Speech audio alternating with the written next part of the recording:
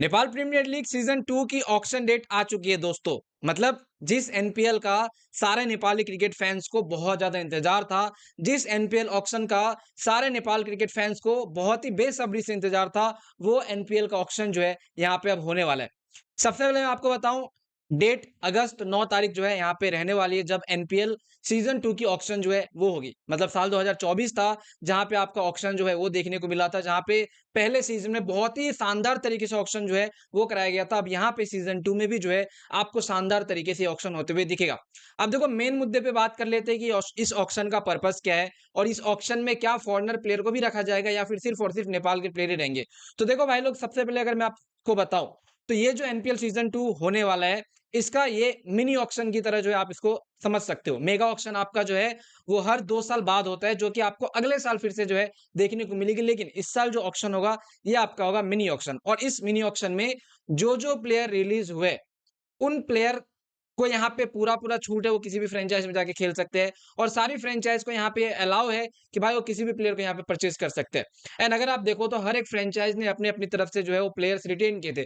किसी फ्रैंचाइज़ ने 6 player retain किया था, किसी फ्रैंचाइज़ ने 7 प्लेयर्स रिटेन किए। तो कहीं न कहीं आप कह सकते हो कि मिनी ऑक्शन है, इसीलिए जो है यहाँ पे इतने-इतने प्लेयर रिटेन हो रहे हैं। अगर मेगा ऑक्शन होता तो आपको लिमिटेड प्लेयर रिटेन करने का ऑप्शन जो है वो होता है यहाँ पे।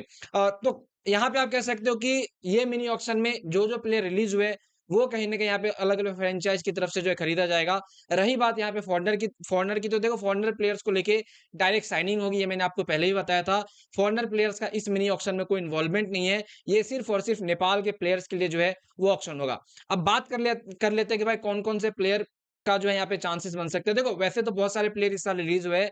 अगर आप नए प्लेयर्स में देखो, तो नए प्लेयर्स में आपका जो है एक आदिल आलम है, जिसको लेके भाई सारी फ्रैंचाइज़ की नज़र रहेगी। आप सबको पता है कि आदिल आलम जो है वो कितनी बड़ी कैपेबिलिटी रखता है यहाँ पे बैटिंग में। वो चीज़ें टेस्ट करने के लिए जो अलग-अलग फ्रैंचाइज़ है, चाहे वो सुदूर पश्चिम रॉयल हो, चाहे वो जनकपुर बोल्ट हो, चाहे लुम्बिनी लायंस हो, चितवान डायनोज़ हो, विराटनगर किंग्स हो, काठमांडू गोरखास हो, हर एक फ्रैंचाइज़ यहाँ पे चाहेगी कि भाई उस प्लेयर को लेके हम जो है वो बोली लगाएँ। वहाँ पे हम ऑक्शन टेबल पे बैठे, आदिल आलम का जब नाम आएगा, तो हम जो है उसको लेके यहाँ पे जो है बिड कर सकते हैं। तो कह सकते हो कि ऐसे-ऐसे बहुत सारे प्लेयर हैं, जिनके ऊपर आपको जो है वो बिडिंग देखने को मिलेगी, एंड फिर उस ऑक्शन में आपको जो है बहुत ज़्यादा मज़ा आएगा। इस ऑक्शन में देखना ये है कि भाई नया क्या होगा? मतलब पिछले साल आपको अगर मैं बताऊँ, तो 15 लाख एक मैक्सिमम अमाउंट था जहाँ पे आप किसी प्लेयर को लेके दे सकते हो। इस साल कौन-कौन से प्लेयर जो है वो रहने वाले हैं 15 लाख के कैटेगरी में, क्योंकि अगर आप देखो तो पिछले साल सारे बड़े प्लेयर को जो है कुछ इस कैटेगरी में ही रखा गया था, चाहे वो अनिल शाह हो, चाहे वो अलग-अलग जो प्लेयर थे वो हो, समझ रहे हो? तो वो आप कह सकते हो 15 लाख से ऊपर जो है वो दिया नहीं गया था। तो सेम मेरे हिसाब से लगता है इस साल भी 15 लाख ही रहने वाला है, क्योंकि इसको लेके अमाउंट बढ़ाया नहीं जाएगा। ये अब आपका मेगा ऑक्शन से ही होगा। साल 2026 में जब मेगा ऑक्शन होगी, तभी हो सकता है आपका अमाउंट बढ़े, जब बड़े-बड़े प्लेयर आए उस टाइम पे नेपाल की तरफ से। एंड इस साल मेरे हिसाब से 15 लाख ही जो है वो आपका होने वाला होगा मैक्सिमम अमाउंट। अब देखना ये है कि कौन-कौन से प्लेयर इस साल 15 लाख का आंकड़ा जो है पैसों के मामले में वो टच कर पाता है। एंड जो प्लेयर 15 लाख का आंकड़ा आप कह सकते हो टच करेगा, कह सकते हो वो प्लेयर कहीं न कहीं किसी फ्रैंचाइज़ के लिए फिर फेवरेट प्लेयर होगा, तभी वो 15 लाख रुपए जो है उस प्लेयर के ऊपर पर्टिकुलरली लगाएगा। जैसे कि एक आदिल आलम का मैं एग्ज़ाम्पल आपके सामने जो है वो रख देता हूँ। उसके अलावा और भी बहुत सारे प्लेयर हैं, जैसे अंडर 16 के प्लेयर्स को लिया जाएगा कि नहीं लिया जाएगा।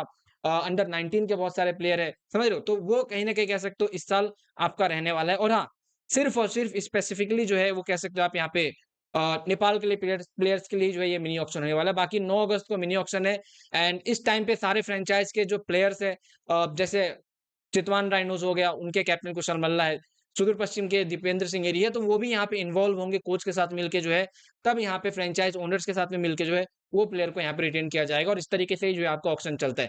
बाकी देखना ये है कि भाई उस टाइम पे नेपाल का जो है, वो ट्रैवल का भी यहाँ पे कुछ झमेला रहेगा कि भाई ऑस्ट्रेलिया टूर के लिए भी जाना है। तो क्या जो एनपीएल के जो वो कैप्टन है, वो यहाँ पे कम्युनिकेशन कर पाएँगे उस टाइम पे? क्योंकि नेपाल के प्लेयर्स का खुद भी यहाँ पे मैच रहेगा।